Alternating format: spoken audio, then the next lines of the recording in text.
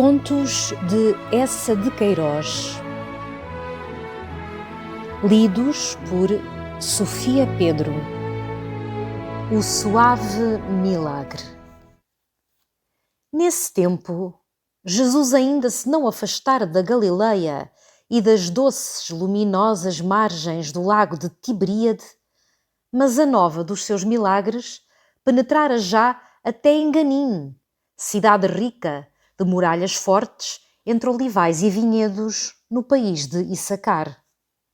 Uma tarde, um homem de olhos ardentes e deslumbrados passou no fresco vale e anunciou que um novo profeta, um rabi formoso, percorria os campos e as aldeias da Galileia, predizendo a chegada do reino de Deus, curando todos os males humanos.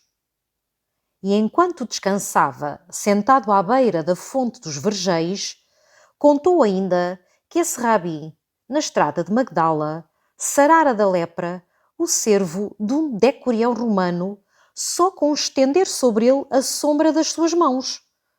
E que noutra manhã, atravessando numa barca para a terra dos Gerazenos, onde começava a colheita do bálsamo, ressuscitara a filha de Jaira, homem considerável e doto, que comentava os livros na sinagoga. E como em redor, assombrados, seareiros, pastores e as mulheres trigueiras com a bilha no ombro lhe perguntassem se esse era, em verdade, o Messias de Judeia, e se diante dele refulgia a espada de fogo, e se o ladeavam, caminhando como as sombras de duas torres, as sombras de Gog e de Magog, o homem, sem mesmo beber daquela água tão fria de que bebera Josué, apanhou o cajado, sacudiu os cabelos e meteu pensativamente por sob o aqueduto, logo sumido na espessura das amendoeiras em flor. Mas uma esperança, deliciosa como o orvalho nos meses em que canta a cigarra, refrescou as almas simples. Logo, por toda a campina que verdeja até Ascalon, o arado pareceu mais brando de enterrar, mais leve de mover a pedra do lagar. As crianças, colhendo ramos de anémonas, espreitavam pelos caminhos se além da esquina do muro ou de sob o sicômoro não surgiria uma claridade.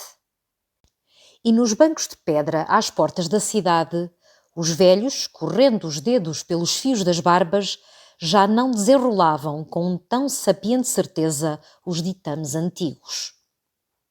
Ora então vivia em Enganim um velho, por nome Obed, de uma família pontifical de Samaria, que sacrificara nas aras do monte Ebal, senhor de fartos rebanhos e de fartas vinhas, e com o coração tão cheio de orgulho como o seu celeiro de trigo.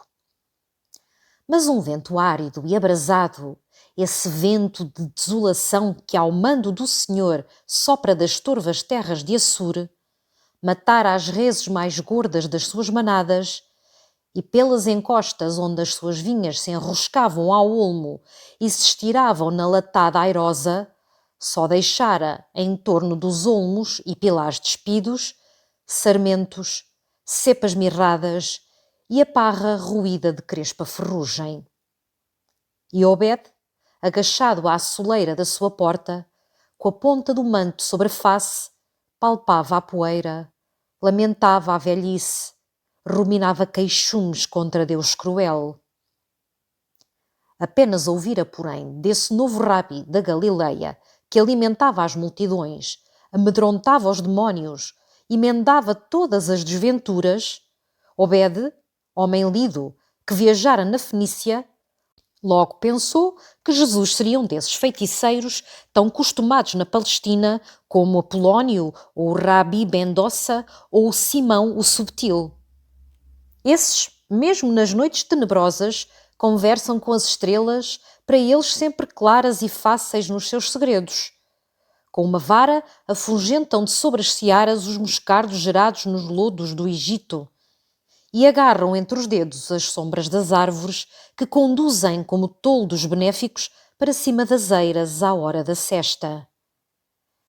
Jesus da Galileia, mais novo, com magias mais viçosas de certo, se ele largamente o pagasse, sustaria a mortandade dos seus gados, reverdeceria os seus vinhedos. Então, Obed ordenou aos seus servos que partissem, procurassem por toda a Galileia o rabi novo, e com promessa de dinheiros ou alfaias o trouxessem a Enganim, no país de Assacar. Os servos apertaram os cinturões de couro e largaram pela estrada das caravanas, que, custeando o lago, se estende até Damasco. Uma tarde, avistaram sobre o poente, vermelho como uma romã muito madura, as neves finas do monte Hermon.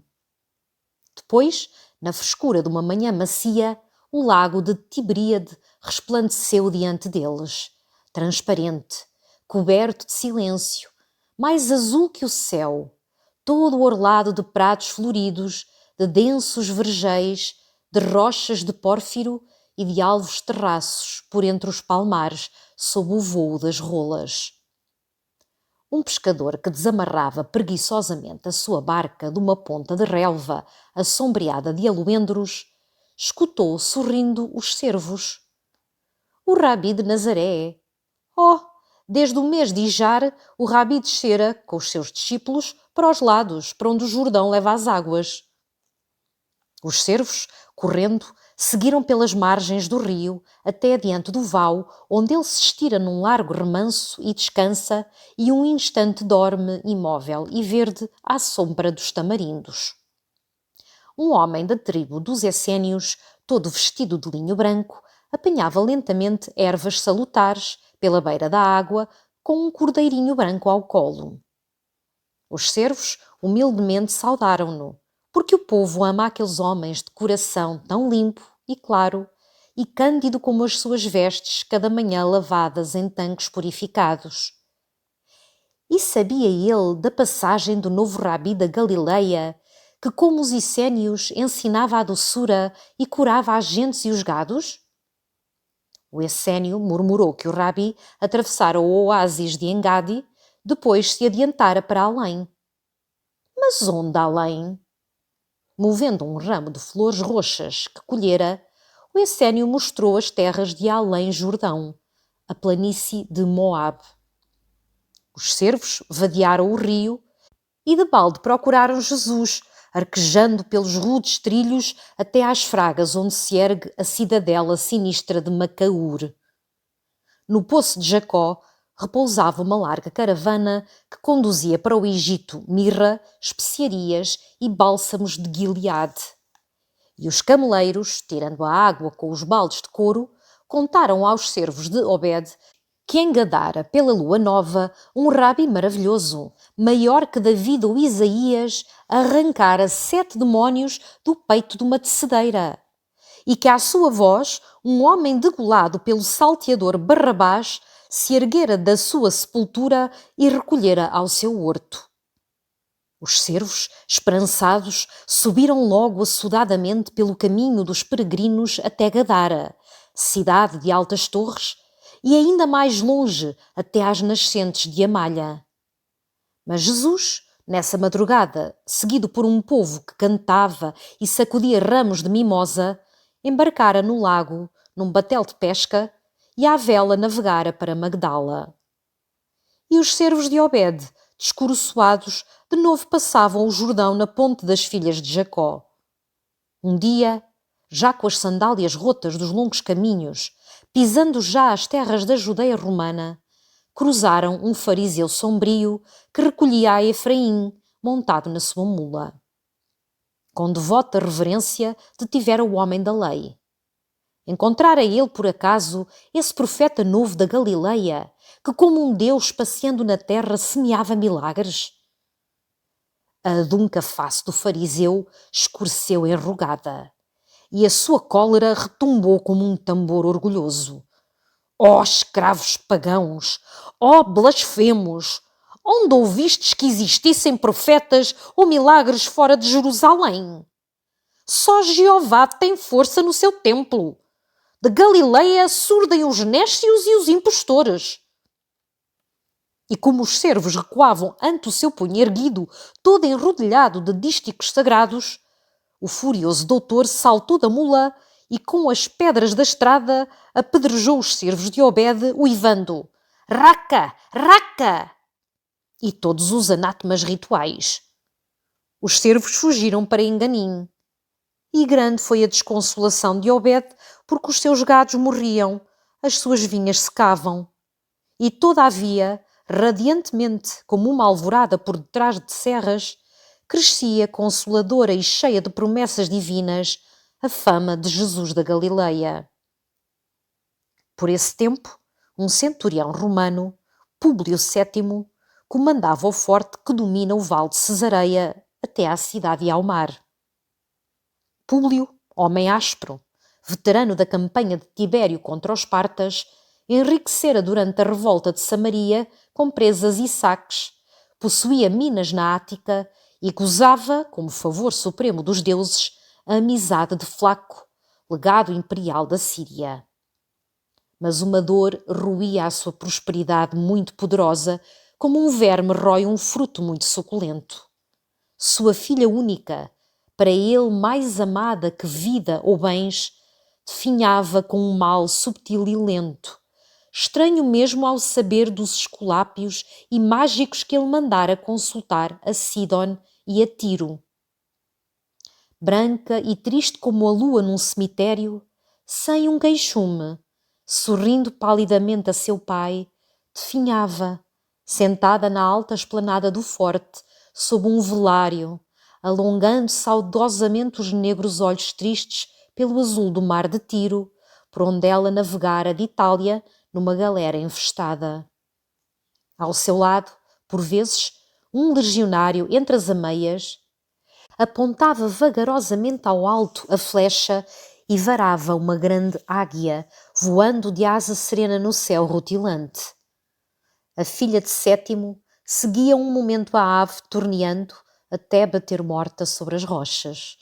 Depois, mais triste, com um suspiro e mais pálida, recomeçava a olhar para o mar. Então, Sétimo, ouvindo contar a mercadores de Chorazim deste rabi admirável, tão potente sobre os espíritos que sarava os males tenebrosos da alma, destacou 3 decúrias de soldados para que o procurassem por Galileia e por todas as cidades da Decápola até à costa e até a Ascalon. Os soldados enfiaram os escudos nos sacos de lona, espetaram nos elmos ramos de oliveira e as suas sandálias ferradas apressadamente se afastaram, ressoando sobre as lajes de basalto da estrada romana que desde Cesareia até ao lago corta toda a tetrarquia de Herodes. As suas armas, de noite, brilhavam no topo das colinas, por entre a chama ondeante dos archotes erguidos. De dia invadiam os casais, rebuscavam a espessura dos pomares, esfuracavam com a ponta das lanças a palha das medas. E as mulheres, assustadas para os amansar, logo acudiam com bolos de mel, figos novos e malgas cheias de vinho que eles bebiam de um trago, sentados à sombra dos sicômoros. Assim correram a Baixa Galileia, e do Rabi só encontraram o sulco luminoso nos corações. Enfastiados com as inúteis marchas, desconfiando que os judeus sonegassem o seu feiticeiro para que os romanos não aproveitassem do superior feitiço, derramavam com um tumulto a sua cólera através da piedosa terra submissa. À entrada das pontes, detinham os peregrinos, gritando o nome do Rabi, rasgando os véus às virgens. E à hora em que os cântaros se enchem nas cisternas, invadiam as ruas estreitas dos burgos, penetravam nas sinagogas e batiam sacrilegamente com os punhos das espadas nas tebás, os santos armários de cedro que continham os livros sagrados. Nas cercanias de Hebron, arrastaram os solitários pelas barbas para fora das grutas para lhes arrancar o nome do deserto ou do palmar em que se ocultava o Rabi. E 2 mercadores fenícios que vinham de Jope com uma carga de malóbatro e a quem nunca chegara o nome de Jesus, pagaram por esse delito 100 dracmas a cada decurião. Já a gente dos campos, mesmo os bravios pastores de Idumeia, que levam as reses brancas para o templo, fugiam espavoridos para as serranias, apenas luziam, nalguma volta do caminho, as armas do bando violento.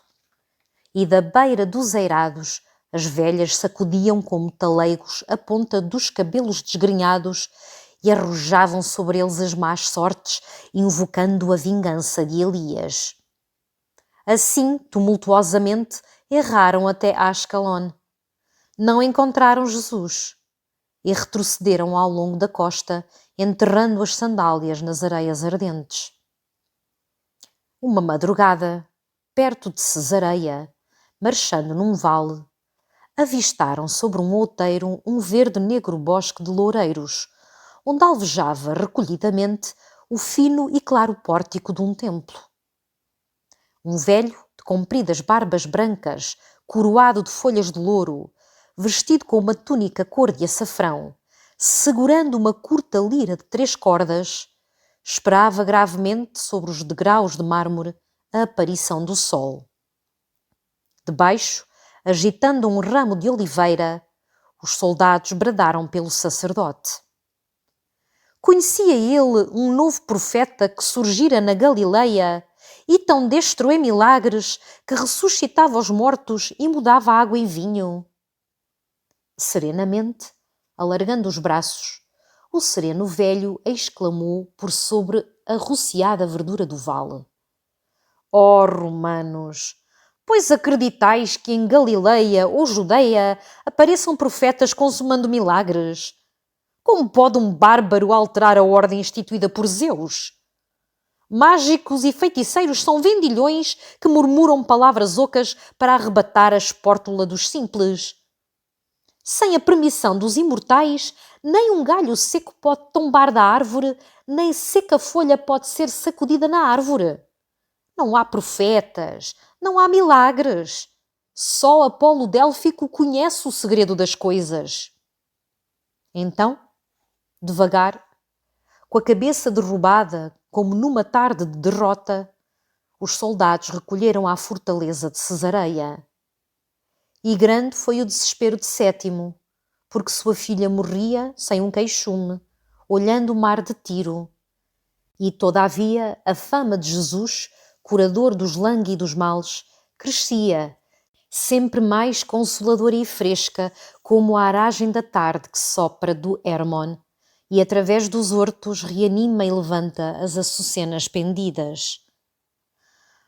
Ora, entre Enganim e Cesareia, num casebre desgarrado, sumido na prega de um cerro, vivia a esse tempo uma viúva, mais desgraçada mulher que todas as mulheres de Israel. O seu filhinho único, todo aleijado, passara do magro peito a que ela o criara para os farrapos da enxerga apodrecida, onde jazera, 7 anos passados, mirrando e gemendo. Também a ela a doença a engelhara dentro dos trapos nunca mudados, mais escura e torcida que uma cepa arrancada.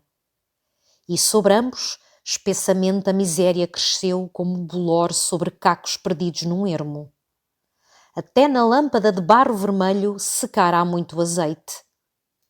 Dentro da arca pintada não restava grão ou côdea.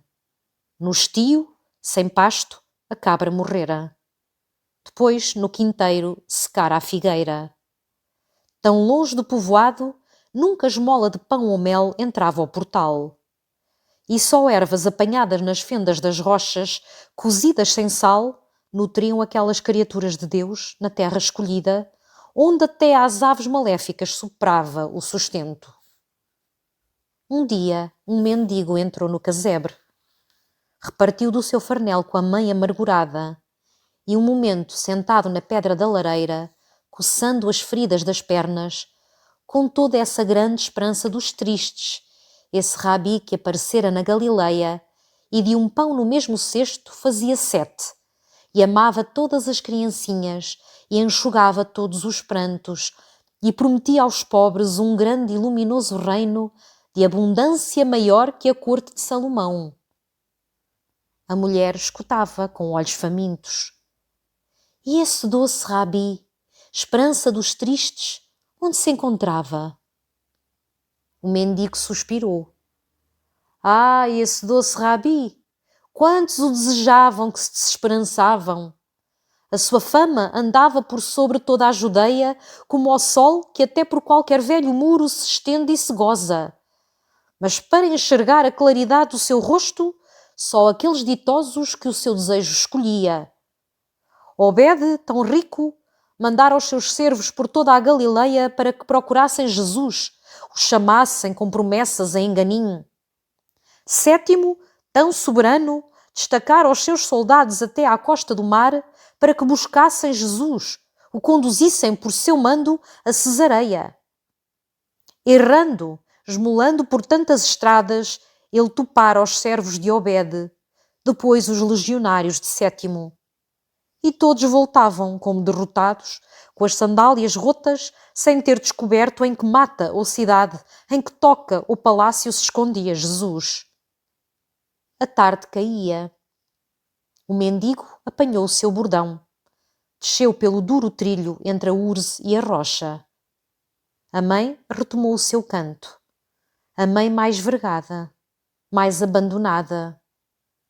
E então o filhinho, num murmúrio mais débil que o roçar de uma asa, pediu à mãe que lhe trouxesse esse Rabi que amava as criancinhas, ainda as mais pobres, sarava os males, ainda os mais antigos. A mãe apertou a cabeça esguedelhada. Oh, filho, e como queres que te deixe e me meta aos caminhos à procura do Rabi da Galileia? Obede é rico e tem servos, e de balde buscaram Jesus por areais e colinas, desde Chorazim até ao país de Moabe. Sétimo é forte e tem soldados, e de balde correram por Jesus desde o Hébron até ao mar. Como queres que te deixe? Jesus anda por muito longe, e a nossa dor mora connosco, dentro destas paredes, e dentro delas nos prende. E mesmo que o encontrasse, como convenceria eu o Rabi tão desejado, por quem ricos e fortes suspiram, a que descesse através das cidades até este ermo, para sarar um entrevadinho tão pobre sobre a enxerga tão rota? A criança, com duas longas lágrimas na face magrinha, murmurou: Oh, mãe, Jesus ama todos os pequeninos. E eu, ainda tão pequeno e com um mal tão pesado e que tanto queria sarar. E a mãe em soluços: Oh, meu filho, como te posso deixar? Longas são as estradas da Galileia e curta a piedade dos homens. Tão rota, tão trôpega, tão triste, até os cães me ladrariam da porta dos casais. Ninguém atenderia ao meu recado e me apontaria à morada do doce Rabi. Oh, filho, talvez Jesus morresse. Nem mesmo os ricos e os fortes o encontram. O céu o trouxe, o céu o levou, e com ele para sempre morreu a esperança dos tristes. De entre os negros trapos, erguendo as suas pobres mãozinhas que tremiam, a criança murmurou: Mãe, eu queria ver Jesus. E logo, abrindo devagar a porta e sorrindo, Jesus disse à criança: Aqui estou.